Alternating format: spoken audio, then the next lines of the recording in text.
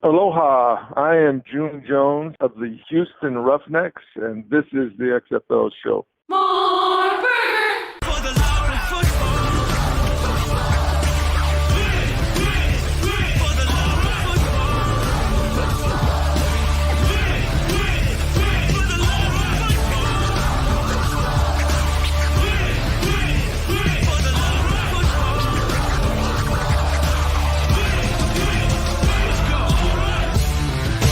If you smell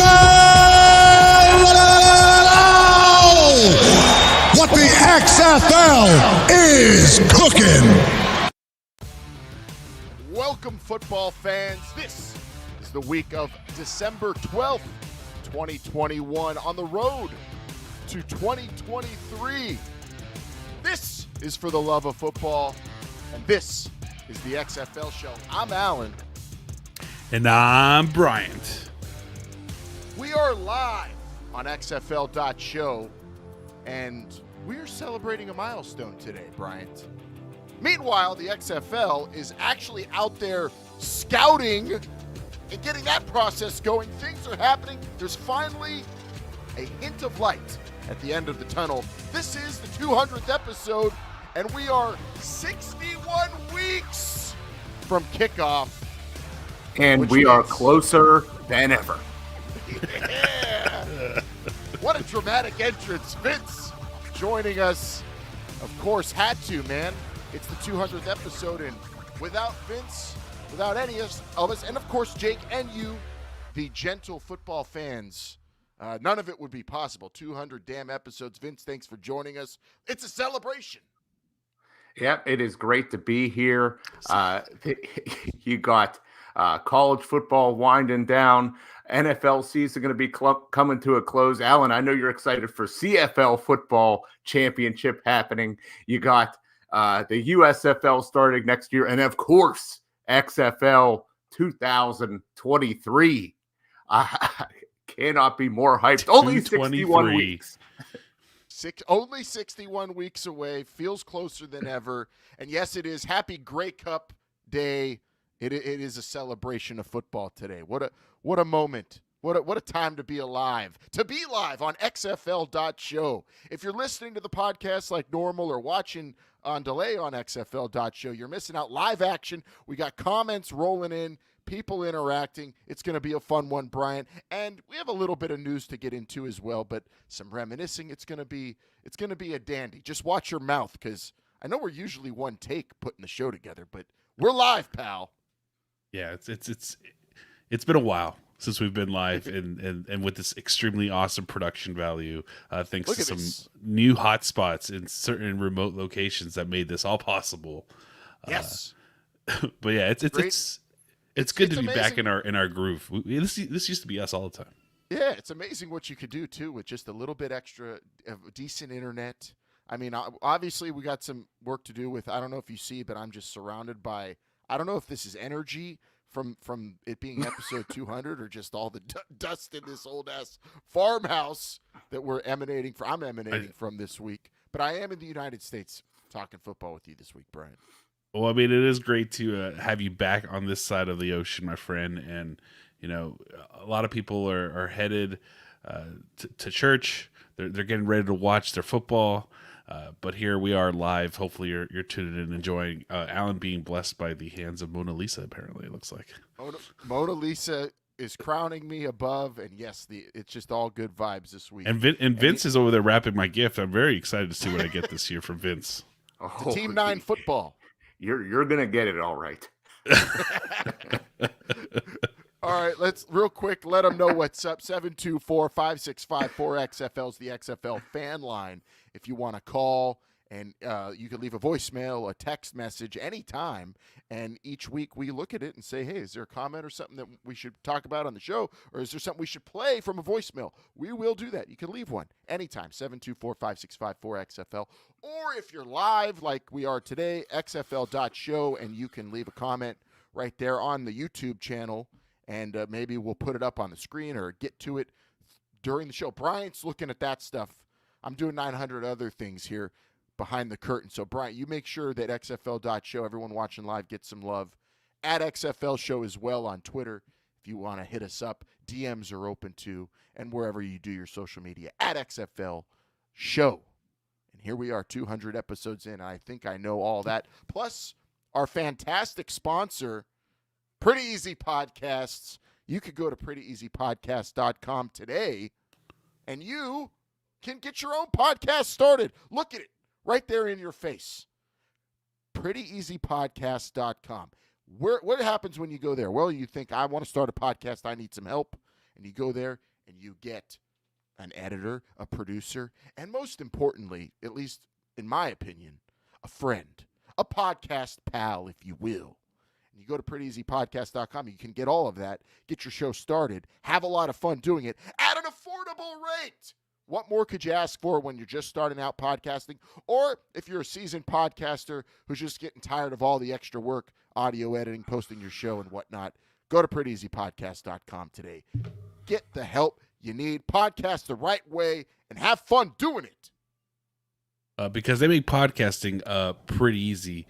I feel like, think of it like, even though you have a license, it'd be really cool to have a driver, right? Makes things so much easier. To like, even though you know how to drive, even though you know how to do it, it's just so much easier if somebody else does it for you. You just got to get in and get out of the car. Think about all the extra time you have, right? I mean, like, Vince, wouldn't you, if you had somebody to wrap the gifts for you? Oh, yeah. It'd be so much easier. How much extra time would you have to tweet about Kenny Pickett? You're right. You're right about that. You're right. And good segue, because now the next 25 minutes of the show, Vince and I will be discussing how Kenny Pickett was robbed during the Heisman ceremony last night. Vince, you're up first. Okay, maybe not 25. Well, let me tell you. Kenny should have got it. Hail to Pitt. Hail to Kenny Pickett, the real Heisman. No, but, I mean, what are you going to do? It's Alabama quarterback, SEC, Vince. Got to respect quality conferences. Got to respect good players. That's what we always have done here for 200 episodes.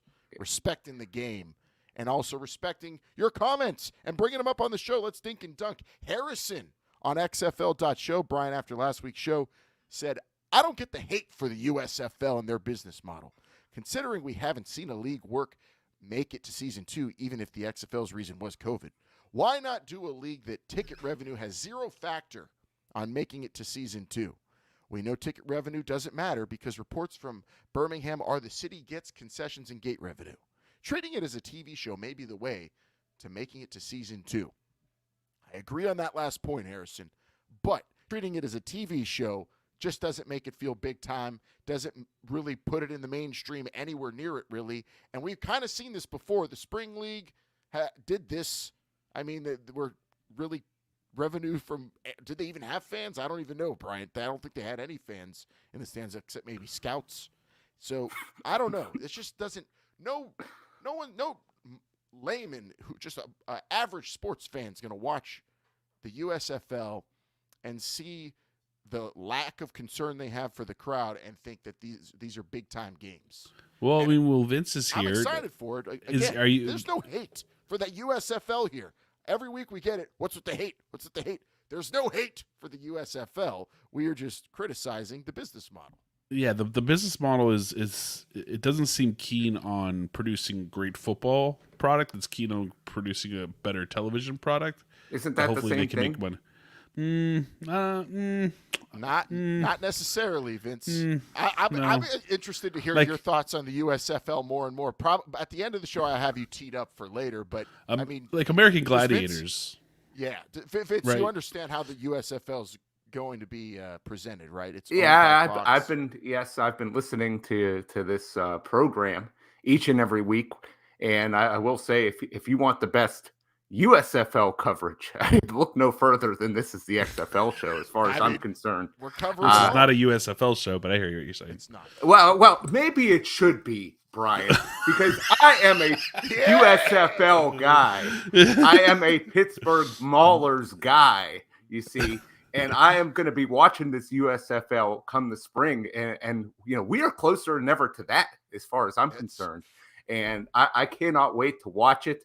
It's going to be a tremendous, tremendous product. I think, it's bringing back, original cities I have an attachment to. I cannot wait to watch it. I think there's going to be a lot of good. I think there could be good crisp football in this league. And if if they're focusing on the the television aspect, I think that's going to be extremely important. Good crisp football. Those two things go hand in hand to me. I've watched a lot of football with a lot of really good production value, and it is just boring and bad to watch. I'm looking at you, Big Ten Conference. And then I've watched some football with not a lot of people in the stands with horrible production value, and it is excellent. I'm looking at you, ACC Conference. I love seeing that. Oh. Well, see, the thing is, it's never on over here unless you have that Pac-12 network, which is very difficult to get a hold of. But as long as it's a good product, as long as it's exciting to watch, I don't really care. I'm excited for it.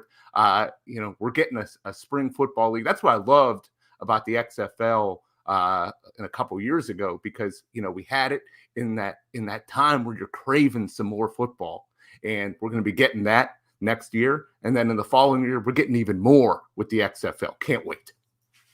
I'm sorry, Vince. I missed most of what you said. I was trying to look up to buy that Mahler shirt online. Hard to find nowadays. Hard to find. Nice. Is it? Really does it say good. Pittsburgh Maulers via Birmingham at the bottom?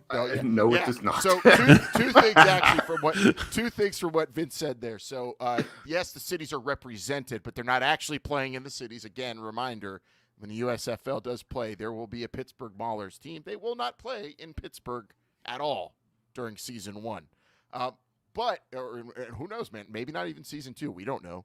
And also, I think we should change the slogan for the USFL talk. Instead of "we are closer than ever," I think we should rephrase that to "we are too close to kick off." Yeah, that's a great one. Yeah, that's a great point. We are too close to kick off. There's no players, nothing going on. Do you think Fox goes into the rooms and be like, "Oh my God, we're closer than ever to kick off"?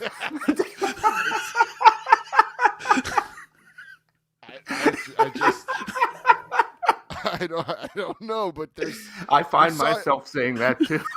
Yeah, we saw the XFL had action at least at some scouting events this week.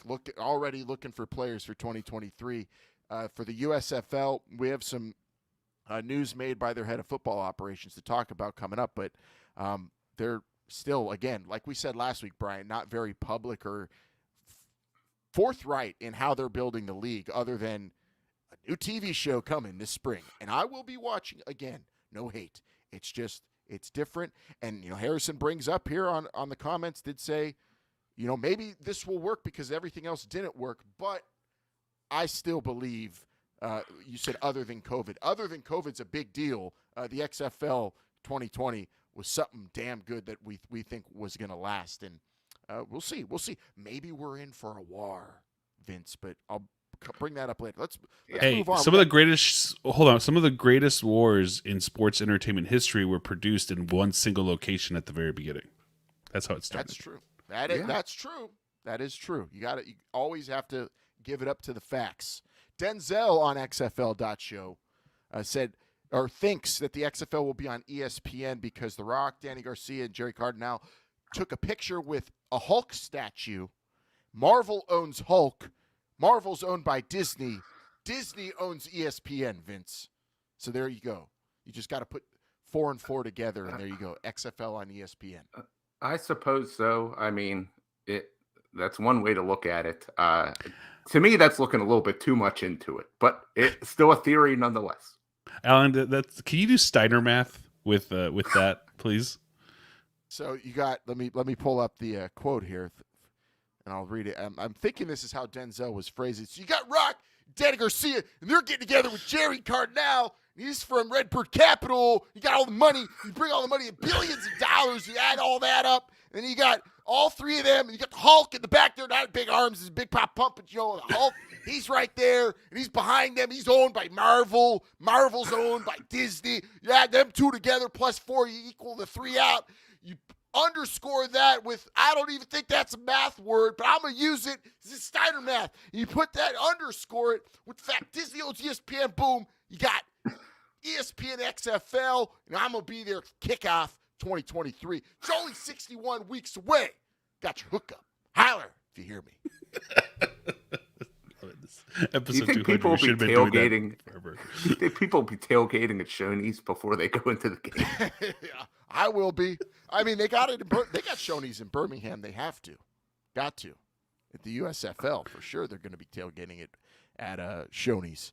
I can't believe you got Steiner Math live on a show. If it's live, you can get me to do it. Good job, Brian. We got actually no. I had this as no name on the XFL fan line, Brian, but I think they actually texted back into the fan line after the fact and gave us their name. I just want to pull it up to give proper credit. Scott in New York asked if the XFL should change the Roughnecks logo and colors and move the team to San Antonio or Chicago, seeing as there's a USFL team representing H-Town. That's we've talked about this. Answer. The list of teams that should not move are St. Louis, Houston, and Seattle. Those are the 3 teams you don't move. Any other team, even the LA team is up for debate on whether or not they should be where they are based on I'm fan also, interaction. You don't move New York out of the market. Maybe stadium. Well, I'm saying with the LA, if you want to stay big time football, you got to stay in LA. But I'm talking about just in terms of fan engagement, the way it looked on the field, how cool it was to actually see those stadiums. St. Louis, Seattle, and Houston in that order. You don't move those teams. Vince, what do you think of that? The Roughnecks, just because their logo's illegal and was disputed by the NFL, that they should move the whole team out of one of the most supportive cities the XFL had. Yeah, I don't know about that. Although I wouldn't mind seeing a team in San Antonio, but I don't think it's necessary to move out of Houston. Just change the logo a little bit and be done with it. Also, the Houston USFL team's not actually playing in Houston. Just another reminder. Via not a conflict. Birmingham. Houston. Born in Houston, Birmingham. Made in Birmingham. Exactly. Echo in Birmingham. Exactly. Alan, I'll go keep going, my friend. Oh, you got any more dinky? Oh no, I got some. I got somebody here. Zach. Oh man, Zach Feudo. What's more likely, the CFL going to 4 downs or the USFL having to merge with the XFL? I mean, this is not either one of those shows. But look, is it? But we cover it all, but with an XFL slant. So the CFL going 4 downs is more likely because we're even hearing that it's Grey Cup week. Randy Ambrosie's out there in the public. They're making moves to make the CFL more palatable to non-Canadians is what it looks like they're doing. And they already talked to the XFL, so I feel like that's more likely. We have no idea about the USFL and whether or not it's even around in 2023 or if they even plan on having more than one season. We don't know. They're not very public, except with some comments maybe this week from Brian Wood. So I would vote CFL going 4 downs, which would be sacrilege to a lot of Canadian Football League fans. But can you imagine going to 4 downs and not being merged with the XFL? That would be disappointing to me, at least. That would be a bummer. But maybe you got to adapt or perish. And they're choosing to adapt, it looks like. But we'll see. It's not official yet. I heard Jamie Elizondo lost his job with the Elks. Maybe he would have lasted if they went 4 downs. He got too acclimated to the 4 downs in the XFL. He's like, what? I got a punt? Yeah, I don't know. But that's he forgot. Who knows? Big old change. Keep the comments coming, people. We'll throw them up on the show as we continue on. And thanks.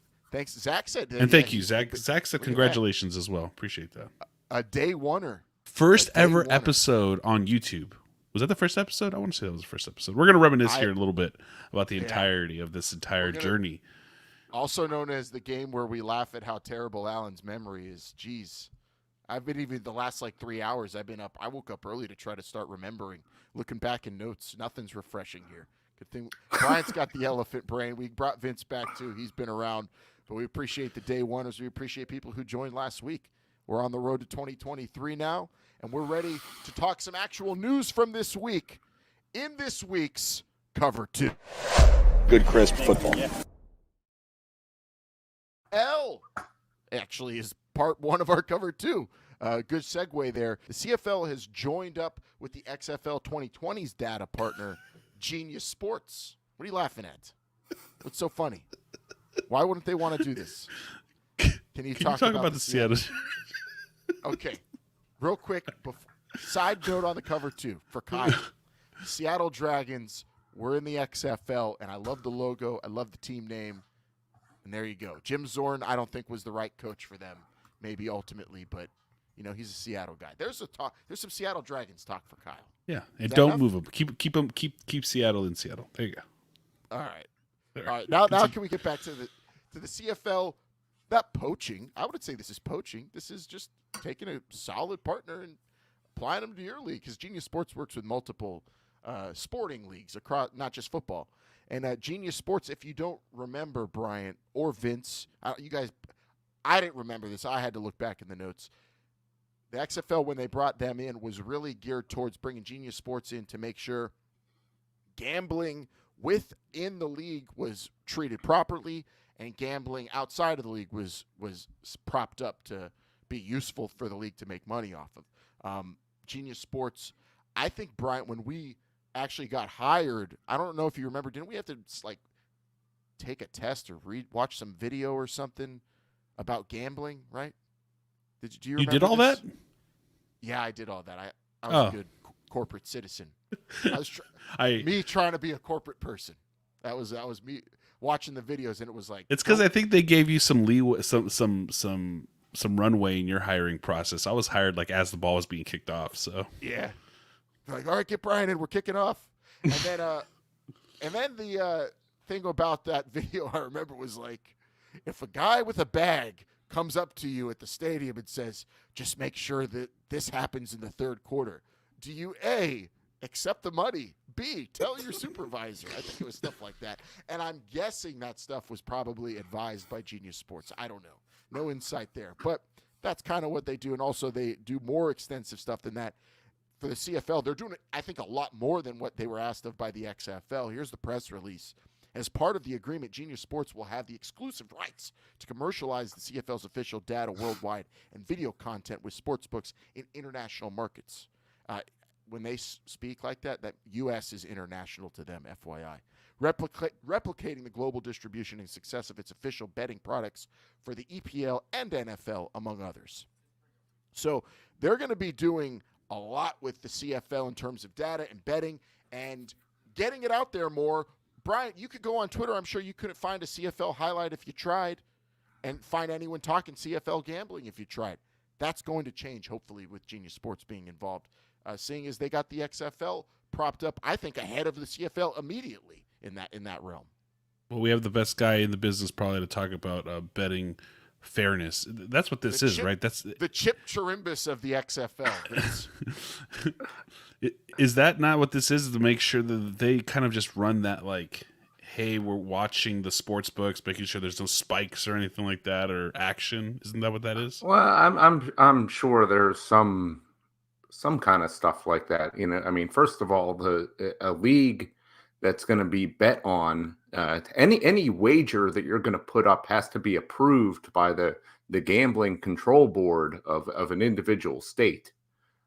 So if a sports book in Nevada wants to offer markets on the XFL, they must go to the gaming control board and get that approved. And I'm sure part of it getting approved is analyzing the integrity of that league and making sure that there's no funny business going on. And I'm sure that this Genius Sports has something to do with that, and to prove that everything's on the up and up. Yeah, and for the CFL, at least with their agreement, they're not just about crossing T's and dotting I's and staying on the up and up. This is also about financial gains for the league. They have now a stake in the CFL, Genius Sports, and they're going to try to monetize data from the CFL, monetize what the league has in terms of content and betting and fantasy. The CFL hopefully will make a leap ahead, because it feels like they're way behind in that.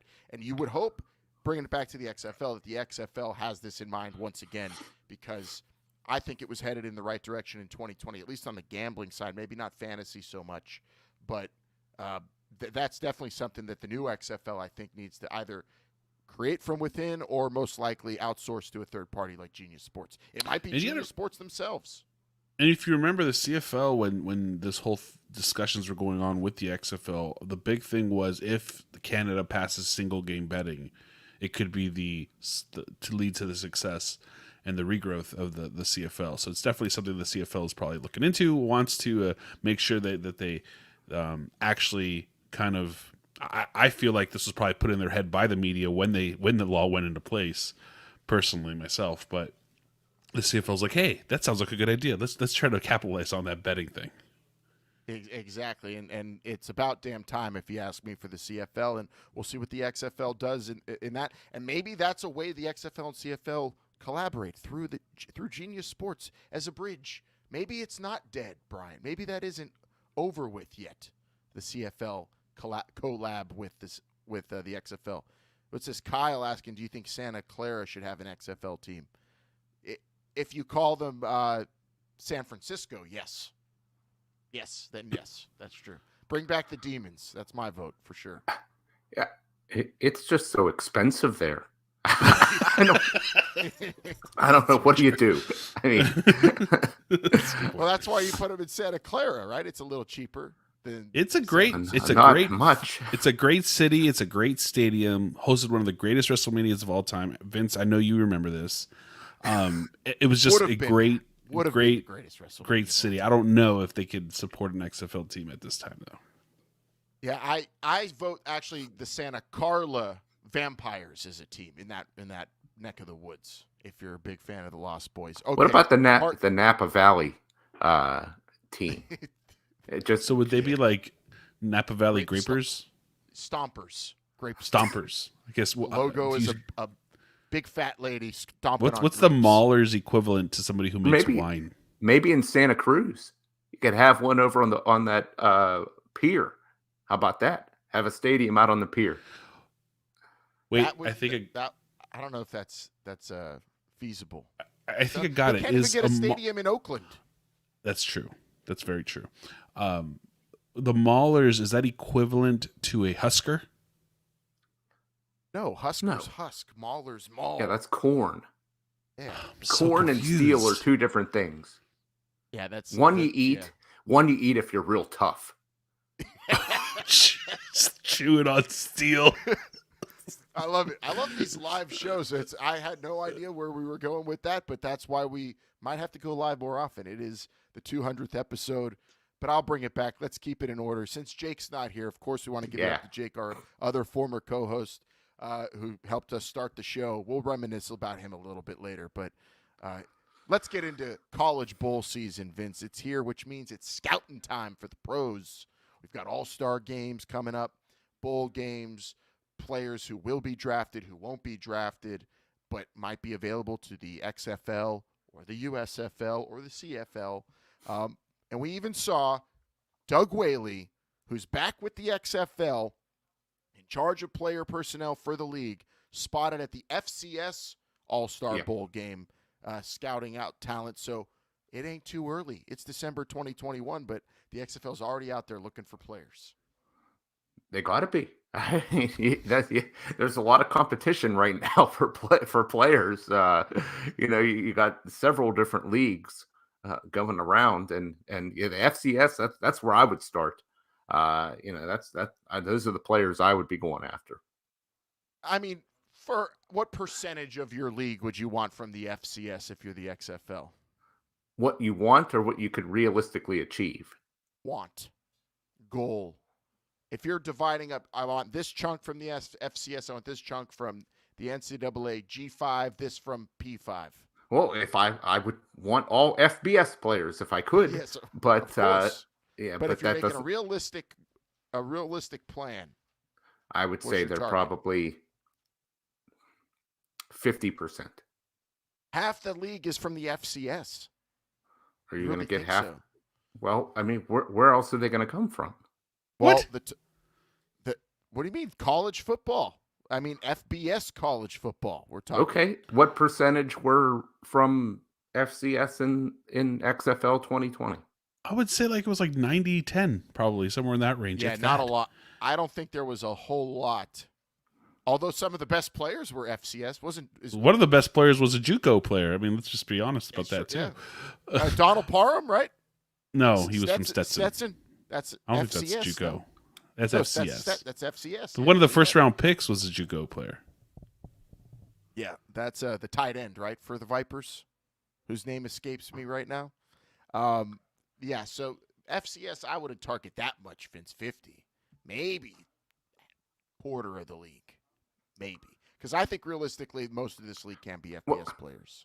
Well, if the USFL is getting all the best college players, then what do you do? You're left with FCS guys.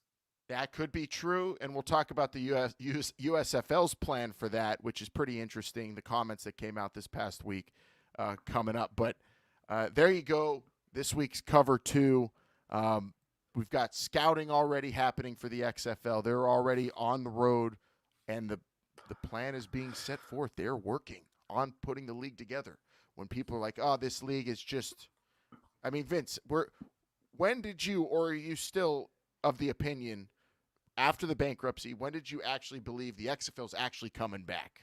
Was it when it was purchased out of bankruptcy? Because a lot of people were still skeptical up until recently when, dates came out. What about you? I'm still not quite sure, to be honest. You don't see the light at the end of the tunnel? Not yet. Maybe towards the end of next year, I'll start to feel a little bit more comfortable with it. So 3 months out from yeah. Next year? I still don't quite understand why it shut down to begin with, and it just seems just so. I understand that they want to take all this time to come up with the best product that they possibly can, and I think that's a great approach. But maybe it's just the lack of information that I have. Maybe just a little gun shy after what happened. I think Vince is upset, week. Brian. Actually, nobody was more upset that Brian and I aren't living in Connecticut right now than Vince. He was really rooting for that to happen. Yeah, I mean, it just, I don't know. It's just a little deflating. I'm not saying it's not I'm not saying it's not going to happen. I'm just saying that it just, I need more information to come out to make me feel comfortable that it's, I don't want this to just start. I want this to be successful. So I got to see some stuff that's going to be different this time. So, COVID tests. But you're vaccines for players. That's the only thing that needs to be different this time around. Does it? You're not paying attention to our roadmap. We're right in line, my friend. There's nothing different this year than it was. We're checking where we're going. We don't need roads. That's definitely what the USFL said. That's for sure. That might be up on a bulletin board, which I actually respect. It's a great quote. All right, let's get into this week's hot read.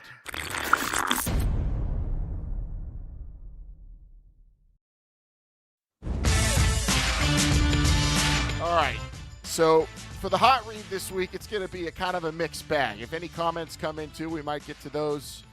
But, Brian, I really wanted to start out with the hot read by just acknowledging this is episode 200, and we love mile markers and milestones on this show. We're always talking about the road. Big fan of the Stones here.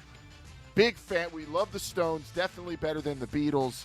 Definitely love to rock and roll down the road talking XFL with you, and we've been doing it for 200 episodes. So, in 200 episodes, we have covered a full build of the XFL at a complete league building. Every process, every moment, all the way up until kickoff. We covered it all. We covered half a season. And I will honestly say that covering that half a season, just with 5 weeks, Bryant, felt longer than the entire build to the entire season. Every week was just not grueling, but just so much going on, so much more once you're in the season, which is the beauty of actually playing XFL football. Which Brian, I think, one day will actually like it when it's in season than when it's out of season, or even not in existence, which is his favorite moment right now. We've also covered the demise of the XFL, the fall into bankruptcy, and we were there.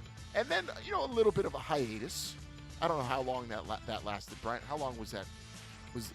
So the hiatus lasted basically from the bankruptcy announcement to when The Rock purchased it. So August. So I think that was April to, so I'll say May, June, July. It's about 4 months. 4 months. So we might have hit 200 episodes 4 months ago.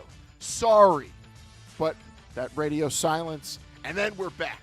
It's bought out of bankruptcy. We cover the purchasing of the league and the slow rise out of the ashes. And I think we're a little bit out of that because since then we've already also covered the flirtation with the CFL. Don't forget the emergence back when of the AAF and the USFL, all covered right here. 200 episodes, and now we're in the midst of covering the new build of the XFL under this new regime, headed by Russ Brandon. Of course, the ownership of Danny Garcia, Dwayne Johnson, and Redbird Capital. Here we are. That's 200 episodes in a very brief nutshell. But the start of the show, 200 episodes ago, I'm trying to remember. I just remember the announcement, and I get Vince and Jake, and I say, let's do an XFL show. Just go all the way to kickoff, and then somehow Bryant shows up. Yeah, I don't remember the beginning of the episode because I wasn't invited. The one who went to more games than Alan in 2001 was not invited to do the show for the 2020 season. You had more access to rides to the Coliseum. That's no. You should. I never went with you. Go to more games. I was there. You Double wouldn't even give me a overtime. ride. The Rock on the field. I was there. Were you? I You think- were not. Maybe subconsciously I remember. Oh, he went to that extreme game and didn't invite me. I'm not inviting him to the first episodes of The first show. episode. So I didn't join him probably till like 17 when you guys were doing your whole what teams should be in the XFL and you got to the West Coast swing, and I don't know if it was Jake or Vince who couldn't be on or something, but you had me come on for the West Coast conversation. We needed an expert to come on. Yeah, it's, I get it. I understand it. I appreciate you guys. I appreciate you guys bringing me along. I think it was a lot of fun listening to some of those first episodes when you guys were calling yourselves by two names. You were Alan Michael. Jake was Jacob John. I don't know, Vince, what your middle name is. Were we doing a first middle name gimmick? Yes, you were doing a first middle name gimmick. I mean, It's that's great. what I was doing on radio in Lafayette. I didn't remember Vince and Jake doing it as well, but that's good. Yeah. By the way, if you guys have any memories of past episodes, drop them in the comments. We'll share them here because it's been a lot of fun. Yeah, then we kind of just started swinging it. I think if you remember correctly, the best part of this was that we got in contact with the XFL and we interviewed Oliver Luck. Remember that, right? It was the first week of September 2018, a couple weeks after he got hired. And from that moment on, I think things were just kind of rolling. I wasn't on that episode. I was getting engaged. In Hawaii. The build up of the XFL happened in some key moments for Bryant too. Getting engaged, married, child. And he was still around for most of it. So credit to Bryant, of course. I did our season preview episode from the restroom inside the hospital room right before my baby was delivered. Jesus. There was probably not even 8 hours between when we did that episode to when I first met my child. The first baby of the XFL. That's for sure. The first child of the XFL. I remember also when we got contacted, though, by the XFL. Big shock. It was, an email. Oh, my God, they are listening. We were saying at the end of the show they're listening. Half tongue-in-cheek. But they were. Absolutely. And we get to meet people within the XFL as they're growing and they see what we're doing, the enthusiasm. And now this is spawned. There's other websites, other shows, tons of people now talking XFL. In the build-up to the season, more and more came on. And during the season, even more. And after the bankruptcy, everybody just kept to it. The community's awesome. Everybody does a great job. I think without, everybody piling on and blowing this thing up and digging for information and talking to each other, it wouldn't be as fun to do the show because back then when it really was only us, it was a lot of work just to gather information and stretch it into a fun conversation and make it sound different from our other podcast, which was about wrestling too. That's true. Very difficult to do, but we did it, and then we end up somehow in the offices of the XFL because if you love something and you just do it, that proved it to me, at least personally. Like we didn't expect that. And then we're covering the draft. The only ones in the universe to cover the XFL draft ever. I think Vince actually called in for one of those episodes too on the draft. Did, yeah. Yeah. So look, the hardest day I ever worked in my life was the 2 days of the XFL draft, and I loved it. It was the best thing. Oh man, you have no idea how much work we had to do, Vince. If we had the knowledge that we have now for that, it would have been such an easier time. But we did not have that knowledge at that point.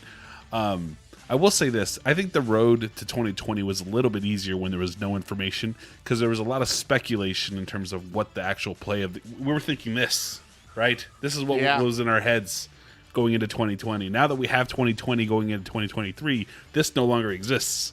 So it's a little, because I mean, Vince asked Oliver Luck himself, I don't know if you remember this, Vince, is there any chance that this league will be 7-on-7? And that's where I saw the cracks in the league that's where we are right now. And I wouldn't rule it out for this rebranding of the league. I really wouldn't. We will see. We will see. I will right now. It won't be 7. Who'd you hear that from? I just know. Some things you just know. It could be a way to save costs. I mean, that's half the teams you don't have to actually pay. How ecstatic! Like, hey, would be look, everyone, we're not gonna go and play in one city. That's just silly. How do we save money? Let's just have half the players.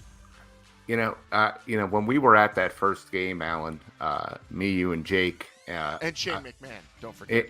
That's where I'm going with this. We saw Shane McMahon there. He was having a close conversation with Kevin Dunn, and I couldn't really quite make out what they were saying, but I think I heard Kevin Dunn saying this should have been 7-on-7. And then we didn't see them the rest of the thing. We didn't see them the rest of the game. Too many guys on the field. I can't take it. I mean, you can only zoom in and out on so many people per minute, Alan. So, that's what you got to do. So I would not rule that out. I'd love to hear what people think. I still think it's a great idea, but I don't, and I guess I'll hear what people think, but I think they'll agree with me. Vince. Maybe the USFL will be. We don't really know much about that league, but I mean the fact that we were on the field, too, of kickoff. And then Bryant was on the field and driving around coaches. How the hell did we get to that point? Oh, yeah, that was great. Pepper Johnson was in the front seat of my car. I mean, awesome. Why? Okay, story time. I think we've told it before, but I'll do it again.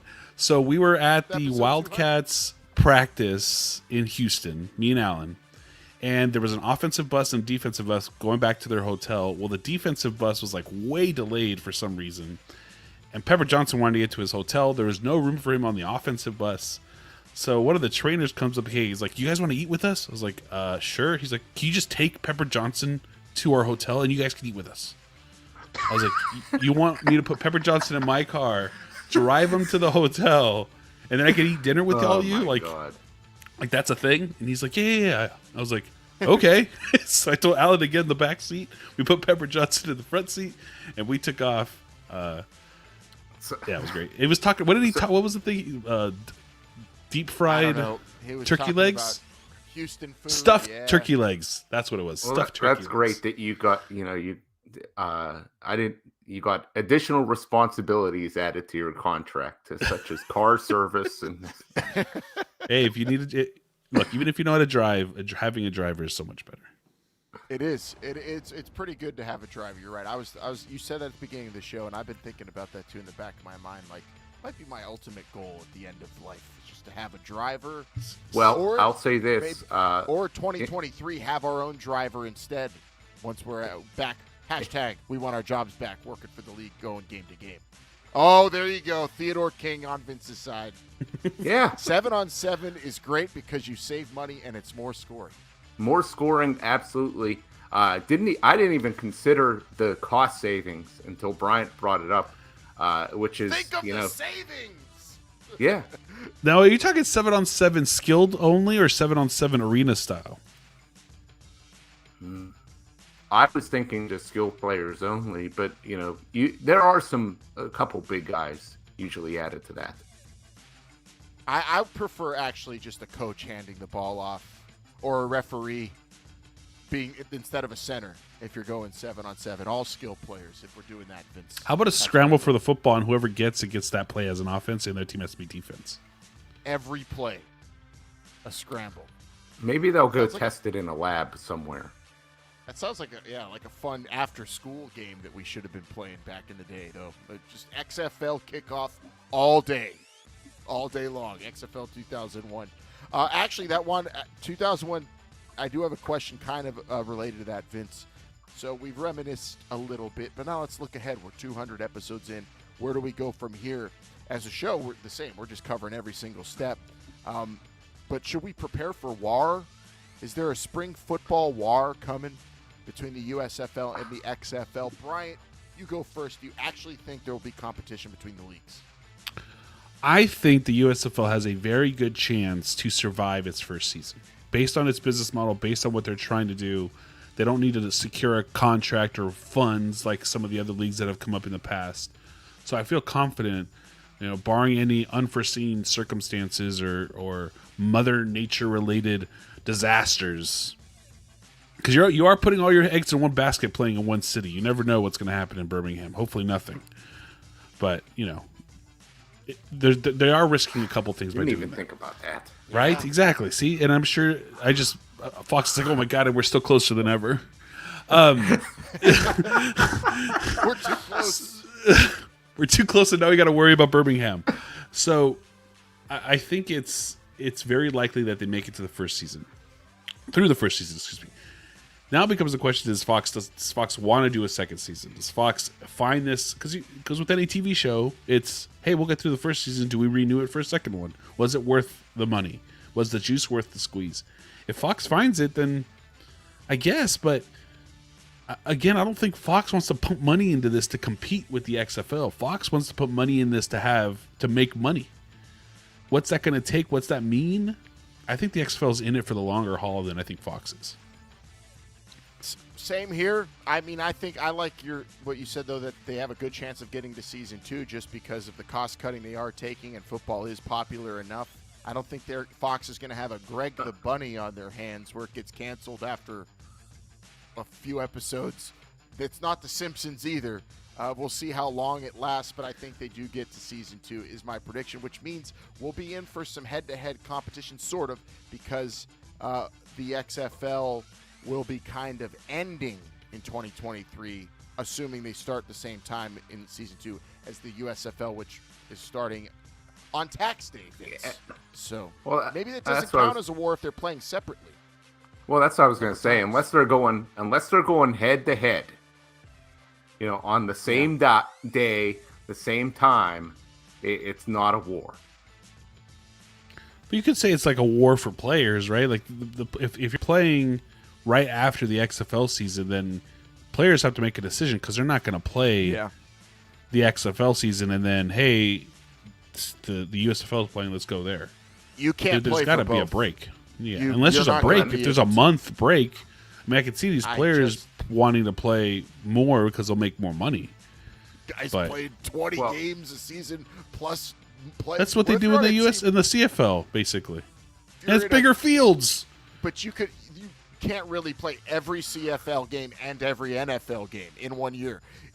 I mean, if they're free to go where they want, technically, then an XFL player could play all 10 games of the regular season, plus what will it be? 2x, so 12 if they win the championship, play in the championship. So 12 games there, and then same 24 football games potentially if they play in both spring football leagues, if they're allowed to go. Which again, I know that won't happen. I just don't. I give it low percentage. So what's it? 17 plus. Well, I mean 3 if you play the preseason, and then you can play up to what, 3 or 4 postseason games in the NFL. In the NFL, yeah, very rare. It's both. They're both very rare. Just fun to think about, though. Lots of football could be played by some of these players, but I don't think they're going to be able to go back and forth. Hence, why you could call it a war, Vince. If they're not playing at the same time, sure, but they're playing close enough where they're able to keep each other from having each other's players in a calendar year. They're going to go wherever they can make the most money. That's really what it's going to come Contracts down to. can keep you from going to work in another place during a certain Well, time period. yeah, there's going to be some of that other stuff, but the money is going to be very important. And you guys can tell me, what I don't know here. But, Money was not very important working for the XFL. Is that what you're asking me? No, that's not what I'm asking. Oh, sorry. Okay. I'm asking, do we know, how much the XFL is going to pay players? Do we know how much the USFL is going to pay players? No, neither. No, and I actually think might be a smarter move this time around, because that was one of the blunders maybe they made in 2020 was announcing the tiers, and then they got away from saying tiers, right? The tiers of player pay, because then you're beholden to that when you get players in front of you and maybe you negotiate. Everybody could be different. They're going to probably aim for a certain amount for everybody, but I don't think you can make it one umbrella. Well, this is how much this group of players makes, and that. I don't know if that, and also keep that information tight. It's not necessarily. I mean, unless you're paying them a ton of money and you want to gloat about it, then do it. But if you're not, which you probably aren't, then try to keep that as low profile as possible. Well, I think that tier system happened because the AAF was happening. That's why the tier system was created. Are you sure? Oh yeah, 100%. Inside sources. Well, that tier system. I'm not saying that had anything to do with the demise of the league or anything. But when you go back and think about it, it's like, all right, we're gonna pay $100,000 to Landry Jones, and then all these other guys are only gonna make $40,000. Well, who'd Landry Jones ever beat? Like, what was he doing getting all that money for? And he wasn't even that good. I mean, did he beat the Bengals ever? He might have beat the Bengals. Some team like that, maybe Browns. Exactly. Who'd he ever beat? That kind of stuff is so dumb. I mean, why would you? I'd just pay everybody. You're not getting any superstar players. Let's be honest here. So, what do you need to? I mean, that, and I probably said this at the time. That league is whether it sinks or swims has nothing to do with the performance of Landry Jones. Well, the quality of the play needs to be there. So Landry. I mean, he was coached by a future Oklahoma, university coach. So you're right. It was the player, not the future coach, Bob Stoops. Yeah. You're saying. Yeah, exactly. Yeah. Good luck to him in their bowl game for sure. But I think that's wrong, Vince. I think the Landry Jones' performance and all the players' performance needed to be at a certain level, which it was. The play was good enough where people were talking. Like, P.J. Walker was making big plays. Martez Carter was had a crazy game that got people watching. Josh Johnson. You had a lot of guys standing out and playing well, and that's what it was all about. It didn't. Not everybody collectively. The optics. There needed to be some good performances. Maybe not Landry Jones specifically, but someone and enough players, and they got that. But the tier system, I just think that announcing that, maybe even having that is fine, but just announcing it, why put yourself in that corner? The USFL, we don't know how much they're paying, but some news came out this week about the players they're targeting, at least, Vince. This is interesting. So the XFL now has at least some intel on what Brian Woods, who is the head of their football operations, is thinking in terms of their player acquisitions. USFL is going after players in the transfer portal.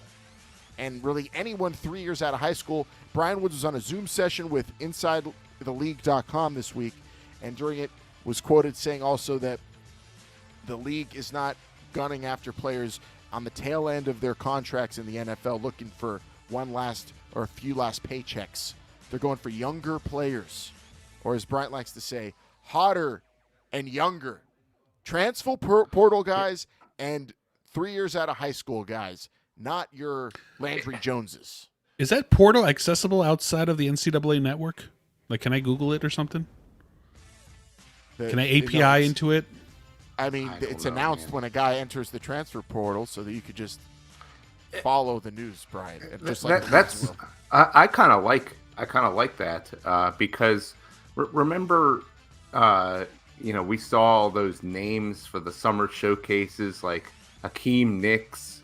And I can't remember who else, but older NFL guys that, had, good careers at one point. And we're like, oh, this guy's going to be in it, and this guy's going to be in it. None of those guys made it. Didn't play it down, yeah. Why waste your time on that? Maybe they were just leaked names to stir up interest. I don't know. But, why do any of that false advertising? I mean, nobody cares at the end of the day. They just want good, crisp football. That's all you need. It doesn't matter. And I think, young, hungry guys are probably more what you should be after. So this is now the conversation online this week. It's that the group of 5 schools are going to be hurting if the USFL actually penetrates the transfer portal and is able to steal enough guys and keep them from, because a lot of that bouncing around goes from guys at big-time schools not getting the PT, and they go to a group of 5 school and become like a mainstay. That happens a lot. It's frequent. A lot of the movement is from Power 5 to G5, correct? So if or the SEC USFL is to going in there, other 4. That's true too. I mean, sometimes whole other 4 teams just go to the SEC if they can. Yes. But I don't see that happening, Alan. I really don't. You don't see the USFL intercepting players? Maybe some, but not enough to make it significant, because these kids are still in college and they're getting a free college education, which is pretty important. And there is some NIL money. There is, but then it's also taking advantage of young players, I think. Kind of, if that's their goal. I mean, it is. It's really, you're dangling a carrot for guys to leave school early when maybe it might not be in their best interest to do so, or maybe it is. I don't know. It's wherever you come out on it. As someone who left college early for the potential almost twice. Job, yeah, almost twice. I'm not opposed to it, but I could see the argument against it. You had to pay for from their college. Education. You had to pay for your college. This is free education. I mean, if Alan, does he pay for anything? Well, it's just, at a later date, though. I did college on layaway. This is a free education. I hope if any players are listening to this, I'm going to tell them right now, stay in school. Don't go join this carnival just yet. Just continue to play football, play well. You'll be noticed, and get your education, get your degree, and then you could go off and do whatever you want. Unless you're going to the NFL, I would strongly suggest everybody just stay in school and don't do drugs. Wait, see, now here's where. I respect what Vince just told everybody, and I'm glad he told it to you. Now let me give you my advice. Take the money, save your money. You could always go back to school. How much are they going to pay you? I think enough to live and play football without having to go to class and doing what you love. So I'm going to go jump in this and league don't do drugs. That most likely is not going to be around for, in another year or two. And then the only the skepticism here, man. The only way it can be around, the only way a league can be around is if players are dedicated to it and everybody involved in it are dedicated to it. So if you want to be a part of a startup, it's essentially a startup. A lot of people leave school to do that. Some of the richest people in the world, happiest people in the world do that. So do what you want with your football play. There's a player that comes to mind when we're talking all this, and it's Jalen Hurts. The man left Alabama after getting replaced, pretty much graduated school already, and it was like, oh, okay, well, Jalen Hurts could be kind of a player that the XFL would want. They could go after, right? Because he no longer is wanted in Alabama. Basically, he could play, but he's not really going to be a pro. Like that's XFL should go after him. We talked about it on this show all the time. What did he do? Well, he went to Oklahoma, excelled, and then now is a starting quarterback for the Philadelphia Eagles. Like, so I think to Vince's point, if you sit down, is maybe you should stay in school for now. And maybe play there. Also, to be fair, Jalen Hurts that's basically the NFL going to another high-level team. We're talking about players who are not getting playing time at Purdue, who are going to be going and jumping over to play at Akron. That's the kind of players we're talking about. He probably got paid more at Oklahoma than he would have been getting paid at for Alabama. But this was Tampa Bay before the Vipers or NIL. What whatever. are you talking about? Yeah, there was no money being handed to anybody. But that's all Your speculation, timeline's a little of course. off. No, I think it's pretty accurate. I'm serious about this. I mean, how could you say these leagues that don't have a great track record for lasting very long? The original USFL, Alan, how many years did it last? 3. Three. Okay, that's the Wait, how best many years, anybody Alan? has ever done. 3. I've never don't do 3 like that. That just looks I weird. spent a month in Europe. That's how they do it. So I'm very European now. Shout out to the ELF. Sorry, go ahead, Vince. That's the best any league has ever done in this country. So that's not a very long career as far as I'm concerned. Yeah, I throw that out the window. I throw basically anything pre-2020 out the window in terms of business models for leagues. And now we're here in a place where you have big capital groups putting money into something that was working in 2020 and unfortunately got cut off because it didn't prepare for a pandemic. And then you have another league that's taking it in a direction where it's really what the spring league was doing and putting a little bit more money into it, a little bit more thought into it, and it might work. But the fact is that I think both of these leagues have a chance to thrive. If it's a war for players, if anything, and he who has most money wins in that regard, and we'll see who's willing to pay the He most. who wants to spend more money wins, because I think Fox has a lot of money. I don't know if they're going to be willing to spend it all. That's true. Well, yeah, there's exactly. a budget. There's going to be a budget from the corporate masters on how much the USFL can actually spend, too. Same goes for the XFL. We have owners for the XFL with Redbird and Dwayne Johnson and Danny Garcia. Hey, XFL, only spend $200 million. We need to go buy the Yankees next week, so chill on the spending. Wait, they own the Yankees and the Red Sox, and I don't know. I don't think that would be Baseball. allowed. I don't know. I mean, who knows? Baseball with the lockout and whatnot, they might have to do that just to say they would just same ownership group for everybody. Rig it, home runs everywhere. I mean, maybe we should start talking about that because when baseball comes back, there's going to be all the home run records will be broken. It's true. Will anyone be watching football anymore? Of course. Alan, Jake we got one Henry's- here. Are the Just spills Battlehawks a coming back? No, they're That's so moving to sick. L.A. They're moving Get to at L.A. it. Come on. Are you for real? They were part of the settlement. NFL wanted the Caw. Battlehawks, so they got the Battlehawks. Caw is the law. Oh my God, how awesome would that be?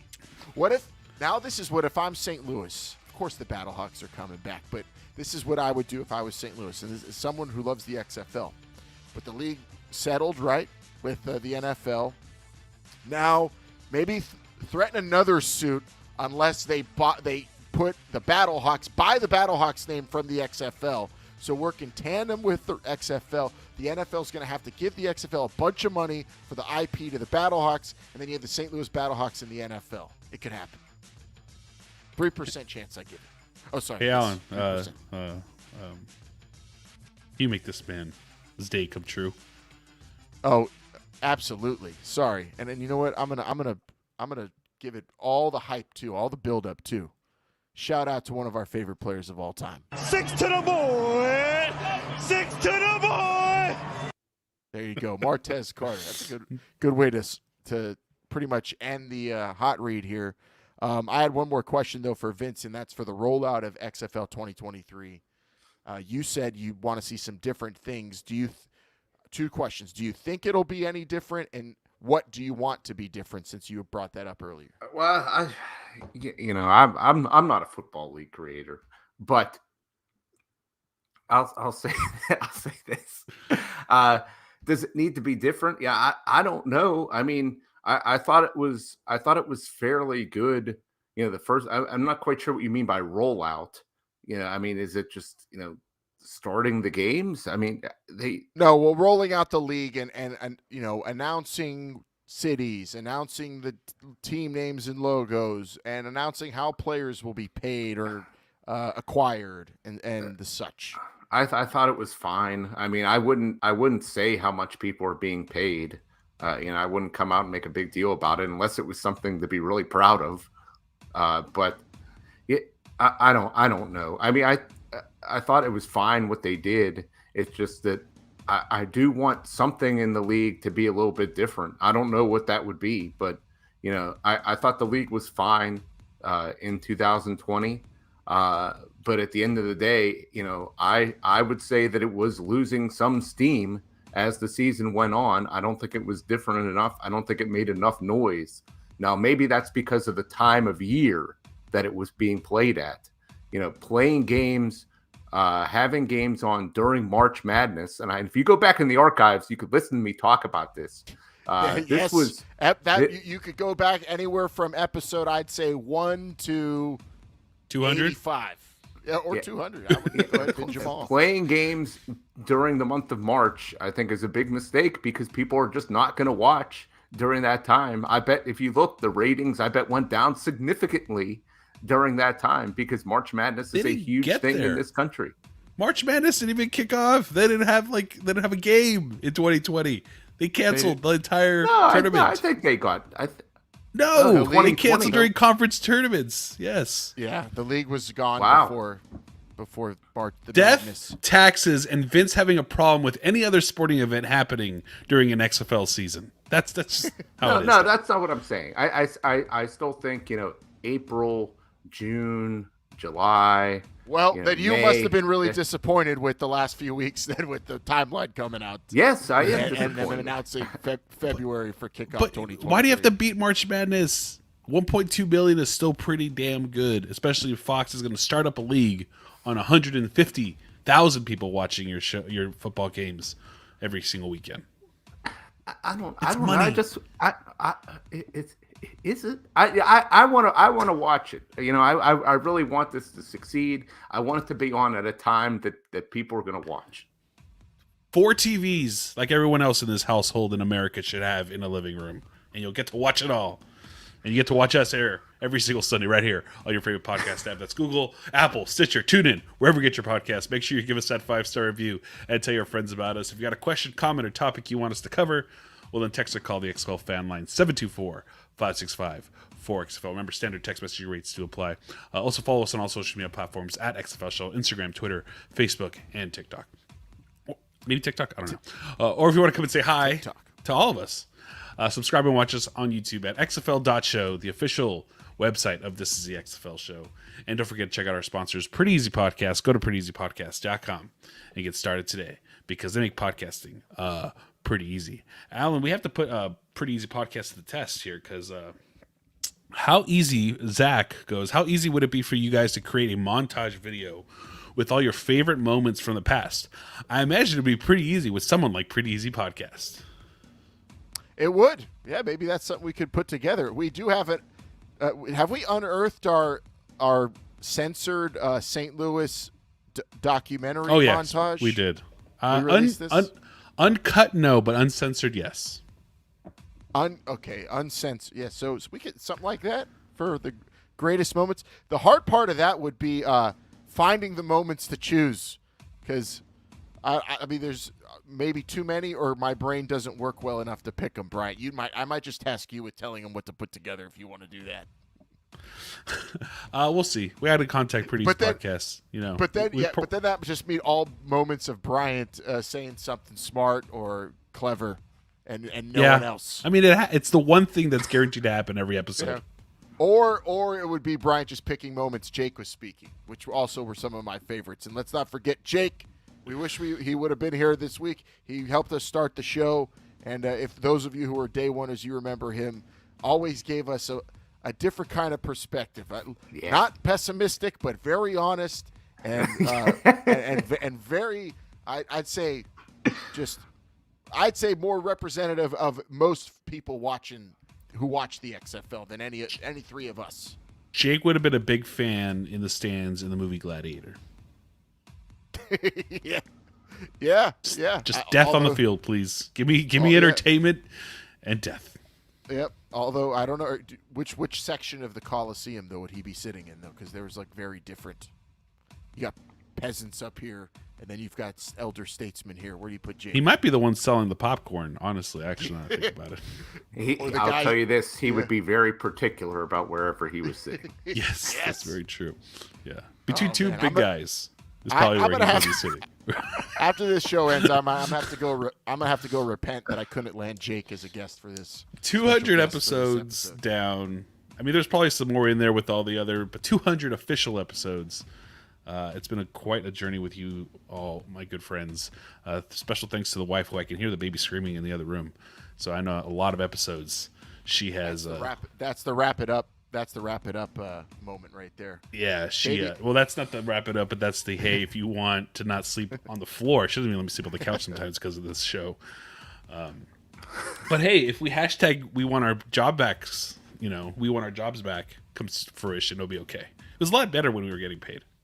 That's the best part. It's easier to tell the wife or any other person, yeah, I got to do this show. It's for work. Now it's just it's always for the love of football, though. That's number one, for the love of football. And we've been here, and we're going to continue doing it. I mean, really, it's 200 episodes, but there's probably been closer to 300 when you talk about Patreon days and probably unreleased episodes where Jake and Vince were saying things, and then I would throw in something, and I'd say, all of us said something that can't be out there in public. I'm deleting the file right now. Happened many times in the early days. I mean, things said about Jake, Brian. He would have always never saying something so controversial you can't even release it. Things being said about Bryant, probably he would have never done the show and taken it to the next level either. Too, that would have been disastrous. Yeah, you're probably right. Yeah, but here we are, 200 episodes in. We still got Brian on board. Still got Vince showing up on limited dates. It's a beautiful thing. We still got all of you watching and listening. XFL.show, like Brian said, or your favorite podcast app. Here every week. Next week, we'll see what else is announced. All we want for Christmas. Start thinking about that. What do you want for Christmas from the XFL in 2021? Vince, actually, what do you want before we get out of here from the XFL? Let The Rock and Danny Garcia and the team know. They might be able to deliver. From the XFL, what do I want? What do you as a fan want from the XFL? An announcement? What do I? A T-shirt? Just some more assurance that this thing is going to happen. Just more information. I just can't take it. This feels like 2018 right now. It is 2018, and we're right on track. Keep it here locked in because you'll know that we're right on track with the 2020 season. We're probably even more ahead. We have more corporate people now than we did in 2018. We're ahead of the game, Vince. If you go back in the archive too and listen to those 2018 episodes, most of it was Vince just going, "This sucks. This league might not even happen. Oh my God, they don't. Why are they doing this? Why isn't it going to be 7-on-7? I don't know."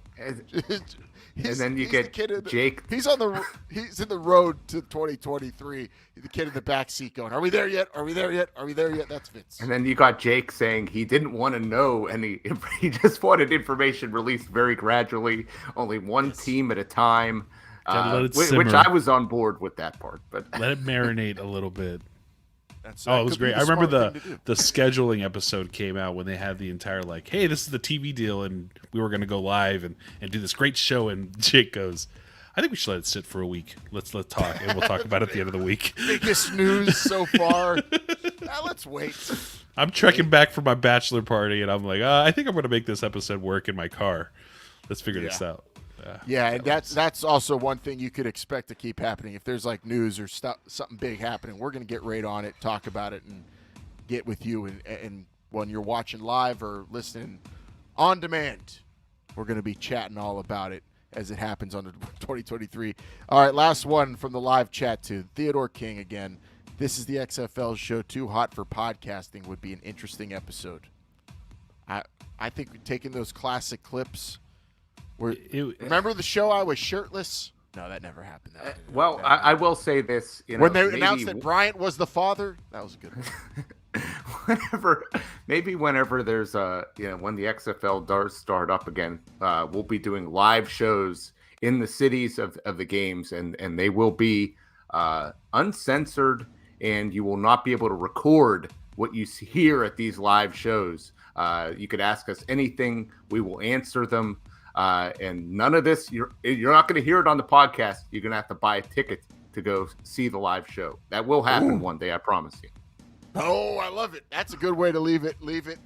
Think about what you want from the XFL for Christmas. We'll be back next week talking about that. And Vince, I'll tell you right now, I already know mine. I'm going to reveal it next week, and you are going to love the thing I request from the XFL for Christmas. All right. You're going to enjoy it a lot. Something nobody's thinking about, but it's out there and possible. Oh my goodness, it could be really good. And I'm hyping it up just that much, and I'll save it for next week. Bryant, as always, thank you. 200 episodes plus the other ones we did. Hopefully the next 200 are just mostly talking about actual football games. No. Roads to football seasons are the best. Well, I don't know how many actual. So we got 61 more episodes till we actually are talking about games. Yeah. I love this because only 10 of the 200 episodes have actually been talking about playing like football on a field. Otherwise, it's all been about startup. That actually, yeah. I'm interested to see if any listeners or anybody out there wants to make an infographic about the percentage of these shows that have been about actual football games being played and actual, a league that's in existence, or actual percentage of shows that included Vince. I'd love to see that kind of data. Maybe Genius Sports will put that together. Yeah, however you say that word. Or maybe Pretty Easy Podcast could put that together for us. They're getting tasked with a lot. We'll have to hit them up. Put a lot on their plate. We'll see. But they'll do make it easy. for a price. They'll do it. Check them out if you need some work done too on your podcast. All right. Hey, that's it. 200 episodes in the books. The live show's ending. If you didn't watch live, you missed out. Check out XFL.show. More live stuff coming up. And until next week, and until Vince is back again, everybody cherish him while you can. Limited dates. Vince, we'll see you whenever we see you back on the show. You never know when I'm going to pop back up. Let's try to know here today. All right, everybody. For Vince, for Bryant, I'm Alan. This is the XFL Show. Remember, they're listening. Oh, I forgot. You're the one that's supposed to say it. Man, I got a terrible memory.